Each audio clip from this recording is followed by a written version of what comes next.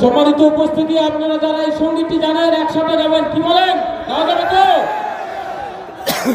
এই ওলি আল্লাহর বাংলাদেশ, এই শহীদ গাজীর বাংলাদেশ, রহম করুন আল্লাহ, রহম করুন আল্লাহ, রহম করুন আল্লাহ, রহম করুন আল্লাহ।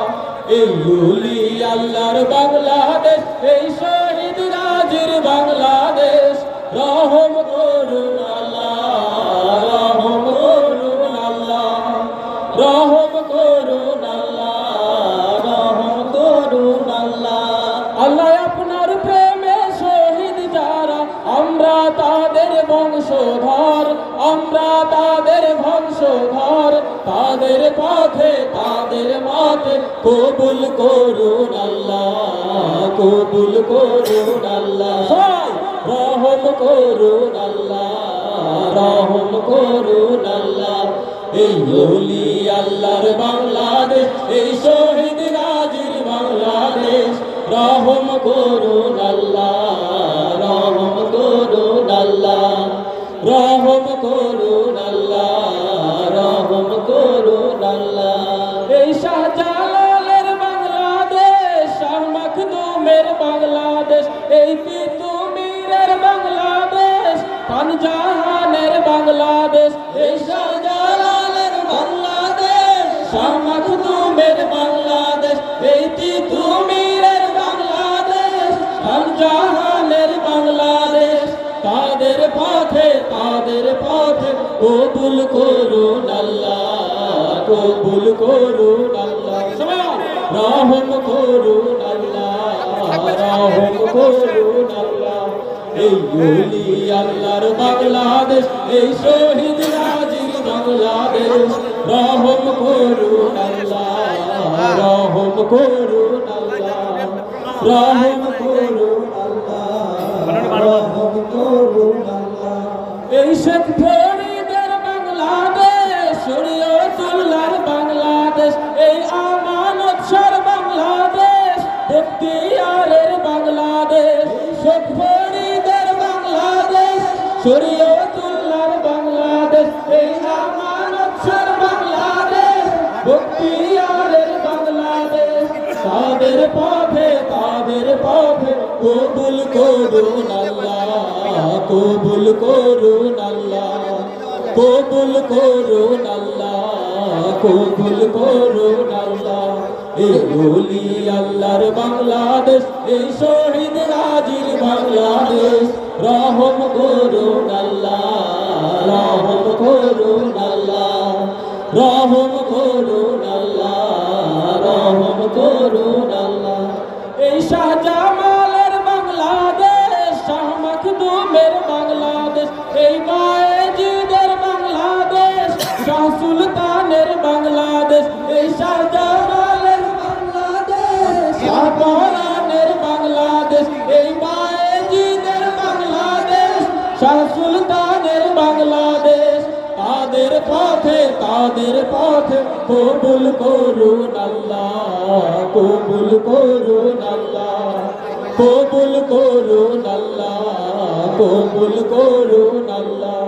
এই ওলি আল্লাহর বাংলাদেশ, এই শহীদ গাজীর বাংলাদেশ, রহম করুন আল্লাহ, রহম করুন আল্লাহ, রহম করুন আল্লাহ, রহম করুন আল্লাহ, রহম করুন আল্লাহ, রহম করুন আল্লাহ, রহম করুন আল্লাহ, রহম করুন আল্লাহ। লিল্লাহি তাকবীর, লিল্লাহি তাকবীর।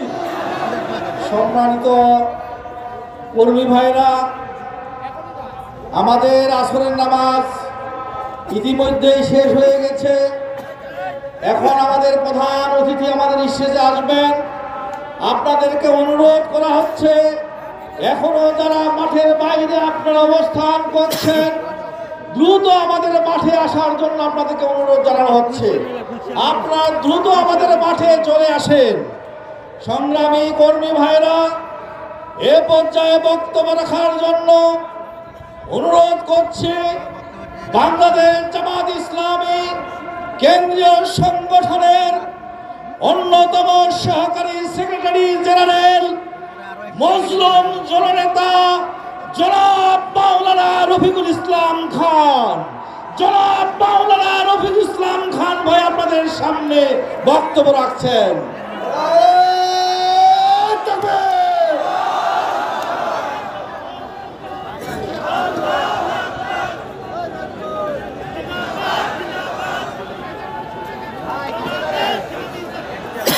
আলহামদুলিল্লাহি রাব্বিল আলামিন, আসসালাতু ওয়াসসালামু আলা রাসূলিহিল কারীম ওয়া আলা আলিহি ওয়া সাহবিহি আজমাইন। বাংলাদেশ জামাত ইসলামী ঠাকুরগাঁ জেলার উদ্যোগে আয়োজিত আজকের এই বিশাল কর্মী সম্মেলনের জনাব সভাপতি,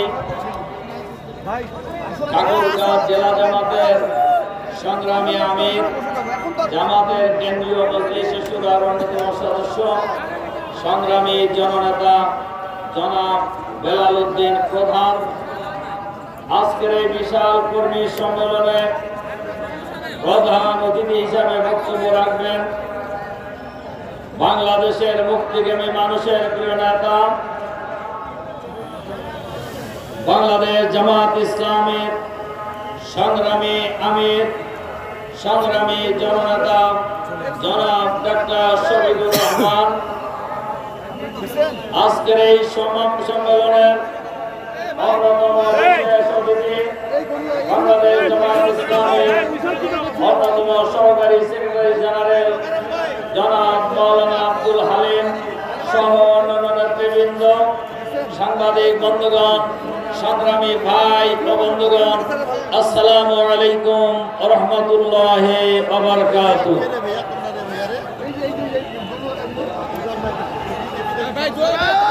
সংগ্রামী বন্ধুগণ, আমাদের প্রধান মেহমান ইতিমধ্যে আমাদের স্টেজে এসে আসন গ্রহণ করছেন।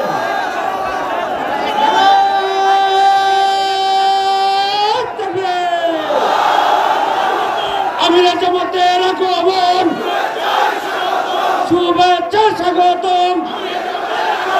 শফিক সাহেবের আগমন, ঠাকুরগাঁয়ের পক্ষ থেকে নারায়ে তাকবীর, আমিরা জামাতের আগমন, শুভেচ্ছায় স্বাগতম। ঠাকুরগাঁওবাসীর পক্ষ থেকে নারায়ে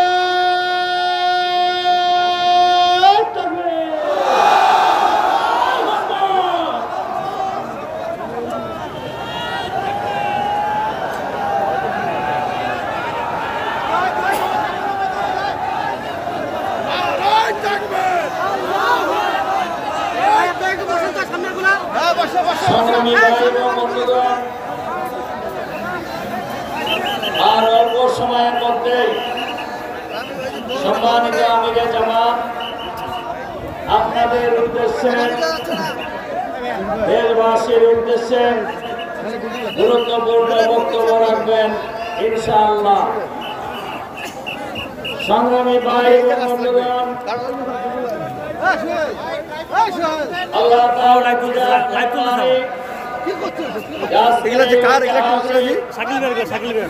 মাঠে আমরা বিরাট কর্মী সম্মেলন করার সুযোগ পেয়েছি। বিগত 15.5 বছর, 15 বছর 7 মাস মধ্যে বাংলাদেশের মানুষ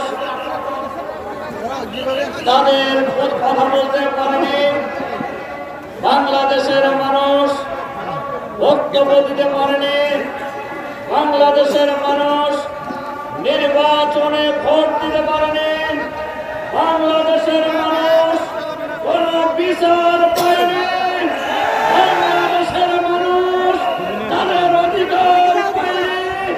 যারা এই কথা বলেছেন তাদেরই টুটি চেপে ধরা হয়েছে, যারা এই কথা বলেছেন হয় তাদেরকে বন্দী করা হয়েছে, অথবা খুন করা হয়েছে, অথবা গুম করা হয়েছে, অথবা কারাগারে আটক করে রাখা হয়েছে।